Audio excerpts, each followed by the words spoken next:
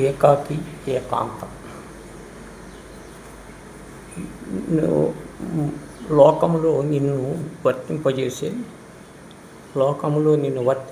అది ఒంటరితనం అని నువ్వు లోకాన్ని వదిలి నీలోకి నువ్వు వెళితే అది ఏకాంతం.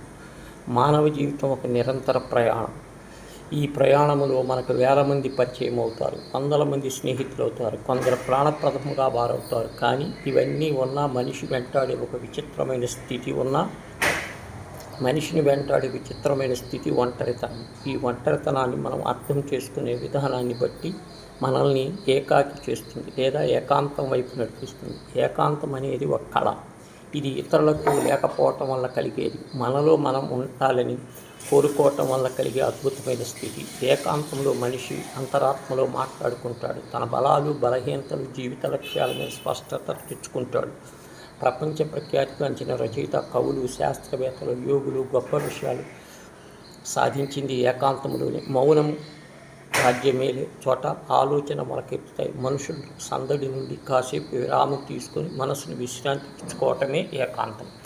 మనం ఏకాకిగా ఉండాలా లేక ఏకాంతమును ఆస్వాదించాలా అనేది మన దృక్పథంపై ఆధారపడి ఉంటుంది. ఇతరుల మీద ఆధారపడి ఉండటం తగ్గించుకొని మనల్ని మనం ప్రేమించుకోవటం మొదలు పెడితే ఏకాకితనం కాస్త ఏకాంతంగా మారుతుంది. మనుషులు లేకపోవటం ఒంటరితనం కాదు, మనమే తోడుగా లేకపోవటం నిజమైన ఒంటరితనం. ఏకాకితనాన్ని ప్రేమిస్తే అది అపార జ్ఞానాన్ని, ప్రశాంతతను బహుమతిగా ఇస్తుంది. ఏకాకి అంటే గుంపులో ఉన్న తానొక్కడేనన్న భావన.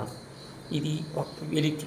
మనిషి చుట్టూ ఉన్న ప్రపంచంలో సంబంధం తెగిపోయే భావించినప్పుడు ఏకాకి. ఎడారిలో తప్పిన బాటసారి చుట్టూ దాహం తీర్చే చుక్క లేనట్లు అనిపించటమే ఏకాకితనం. శబ్దం కూడా గుండెపై సుత్తి దెబ్బలా అనిపిస్తుంది.